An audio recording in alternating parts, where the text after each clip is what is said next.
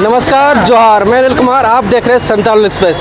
इस वक्त भारतीय जनता पार्टी कार्यालय में आज प्रदेश अध्यक्ष बाबूलाल मरांडी प्रेस कॉन्फ्रेंस कर जो राज्य सरकार नई नीति लागू की है शराब के लेकर, उन्हें क्या कहते नजर आ रहे हैं, आइए सुनाते हैं।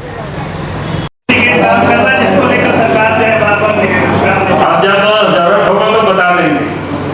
पहले भी हमने लिखा था, आप सबने देखा कि वही एजेंसी को काम मिला था।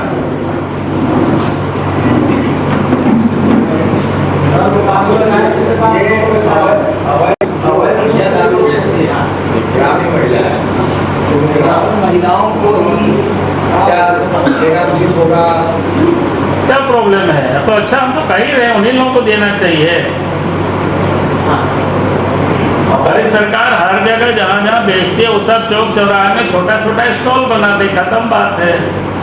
1-8 लाख रुपया में मकान दुकान बन जाएगी फर्स्ट क्लास, और वहाँ लोग बढ़िया से इज्जत से कमाएंगे भी और बढ़िया से बेचेंगे भी।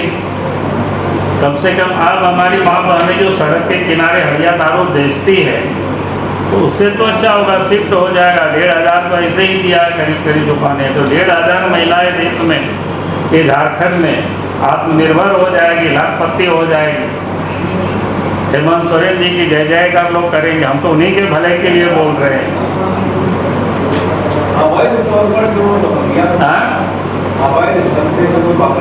अरे आवेदन तो हम लोग पहले ही कर चुके हैं। हाँ, तो पहले ही कर चुके हैं, कई दफाई तो मानने को ही तैयार नहीं है। हम लोग करेंगे, उस पर भी करेंगे। अभी और सारे कुछ कर रहे हैं, उनमें हम लोग करते ही रहते हैं। ऐसा नहीं है कि उस पर कोई हम लोग चूक है।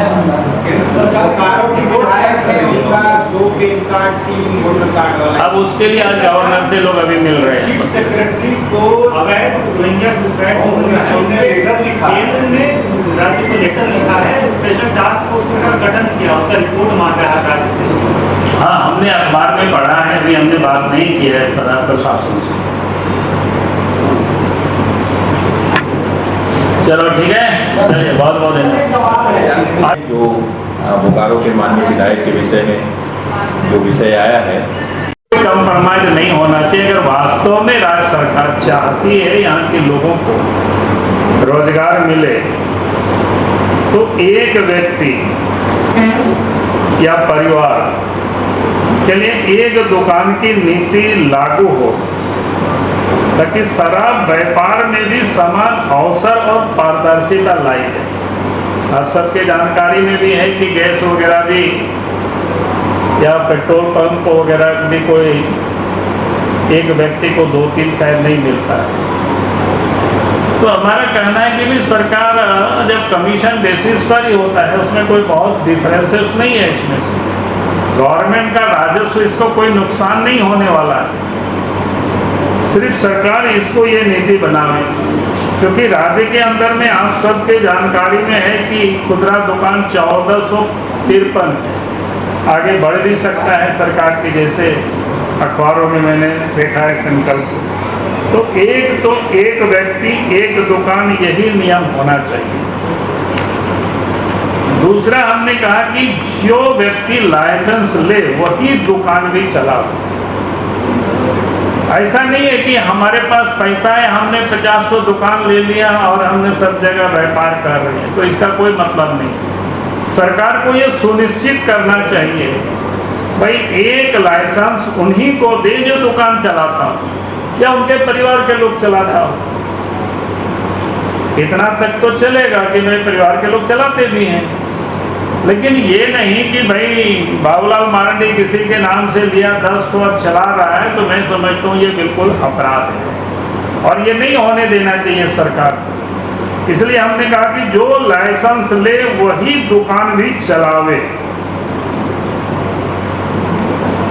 आगे मैंने कहा कि दुकान संचालन में परिवार की प्रत्यक्ष उपस्थिति अनिवार्य है।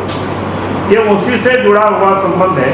यानी आप दुकान चलाते हैं अपने नाम से और कोई और चला रहा है, यानी प्रत्यक्ष उसके परिवार के लोग चला रहे हैं। अगर बाप के नाम से है तो बेटा बैठ सकता है, पत्नी बैठ सकता है, पत्नी के नाम से पति बैठ सकता है, बेटा बैठ सकता है, ये सब चलेगा जो जितना होता है परिवार के सदस्य के रूप में। तो यानी वही लोग संचालन करें, दुकान में मौजूदगी वो दिखाई पड़े। फिर हमने कहा कि भाई अधिसूचित जो क्षेत्र है झारखंड में, जिसको क्या कहते हैं एरिया, शेड्यूल्ड एरिया, तो शेड्यूल्ड एरिया में आबादी के प्रोपोर्शनेट एसटी को ही दुकानें मिलना चाहिए, आबादी के प्रोपोर्शनेट, ये सरकार को सुनिश्चित करना चाहिए। और उसके बाद ग्रामीण क्षेत्रों में जो महिलाएं दारू हरिया सब सड़कों पर बेचती है, महिलाओं को उसमें प्राथमिकता मिलनी चाहिए। तो ये पूरे विषय है ताकि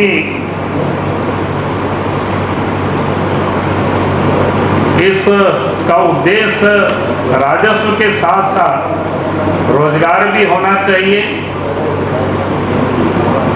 ताकि कहीं कोई घोटाला नहीं हो सके, इसकी सरकार को देखना चाहिए।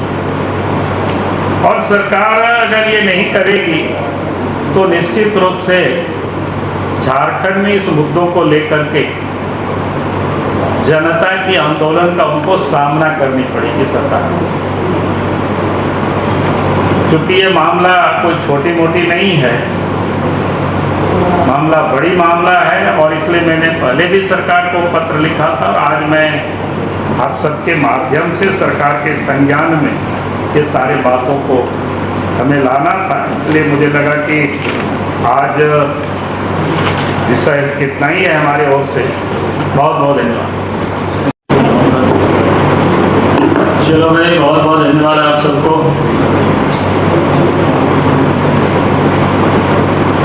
आप सबके संज्ञान में बातें हैं कि सरकार ने इस समय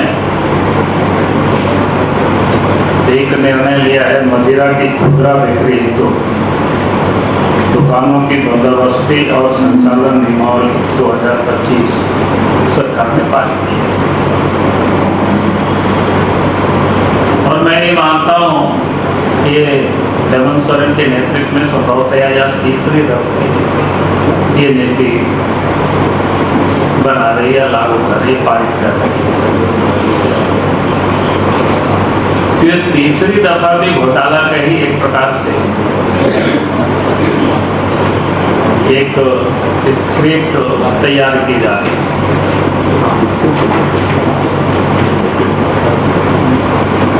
क्योंकि इसमें जिस प्रकार से उन्होंने प्रावधान किया है नीलामी का, एक तो यूनिट और एक यूनिट में 1 से 4 दुकानें तक हो सकती है, इस प्रकार के साथ वालों ने छापा है, काफी सब लोगों ने छापा है। तो इस प्रकार की कोई एक व्यक्ति या एक समूह अर्थात कोई कंपनी अधिकतम 12 यूनिट तक वो ले सकते हैं। अगर इस हिसाब से आप जोड़ेंगे तो कुल मिलाकर के ध्यान में आता है कि भाई कुछ लोगों को लाभ पहुंचाने के लिए, वो प्रेरित करने के लिए ये सारे नियमावली इन्होंने पारित की।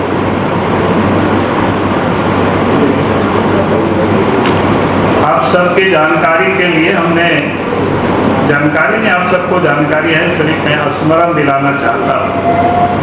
1/9/2024 को भी हमने राज्य सरकार को एक पत्र लिखा और 1/2/2024 को जो पत्र हमने लिखा, पूरा कंटेंट में नहीं पढ़ता हूँ, मैं थोड़ा नीचे की जो जिस ओर मैंने उनका ध्यान को केंद्रित किया था, वह झारखंड की सामाजिक संरचना में हजारों गरीब दलित आदिवासी महिलाएं जो सड़क के किनारे हड़िया दारू बेचकर अपने परिवार का पालन पोषण करती हैं। आप भी उसी समाज से आते हैं, इसलिए आप भी आदिवासी महिलाओं की स्थिति से अवगत होंगे। ऐसे में मेरा आपसे निवेदन है कि जिस प्रकार केंद्र सरकार पेट्रोल पंप और गैस एजेंसी के लाइसेंस निर्गत करने में दलितों, आदिवासियों, महिलाओं, दिव्यांगों और सेना से सेवानिवृत्त जवानों को प्राथमिकता देती है, उसी प्रकार राज्य सरकार भी देसी विदेशी शराब दुकानों का लाइसेंस जारी करने में गरीब आदिवासी महिलाओं एवं सेना से सेवानिवृत्त जवानों को प्राथमिकता प्रदान करें। एक बात मैं और ध्यान दिलाना चाहूँगा, क्योंकि शराब नीति का निर्धारण पंचायती राज विभाग और ग्राम सभा का विषय है। अतः मेरा विनम्र आग्रह है कि राज्य सरकार इन विभागों से मंतव्य प्राप्त कर ऐसी नीति का निर्माण करे जो ग्रामीण आदिवासी महिलाओं के हित में हो एवं उन्हें सम्मान पूर्वक जीविका चलाने में सहायता मिले।